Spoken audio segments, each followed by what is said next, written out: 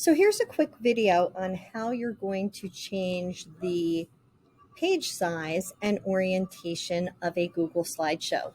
So the first thing we should always do when we get into the slideshow is change the name. So the format you're going to use for this is going to be your last name. Okay, so let's pretend my name is Charlie Brown. So my last name is Brown underscore and then digital awareness poster.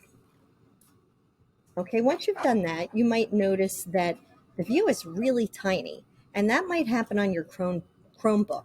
So the easiest way to make it bigger is to go to the magnifying, the zoom option, and change the size. So let's try 50%. Let's try 100%. And just scroll so that we can see our object. For this poster, you're not going to use anything that's currently there, so you can delete everything and start with a white page.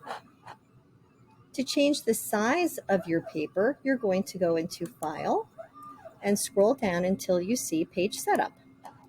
You'll notice that you'll have a default setup. We do not want to use the default. We want to change our page size to an 11 by 17 page. So to do that, we're going to click on the drop-down arrow and choose Custom. We're going to change it to 11 inches in the width and 17 inches in the height, and click on Apply. When we do that, our page size changes, and I can zoom out a little bit so I can see that better. Okay, you'll notice that it looks tiny, but it's a bigger piece of paper. So a normal piece of printer paper is 8.5 by 11.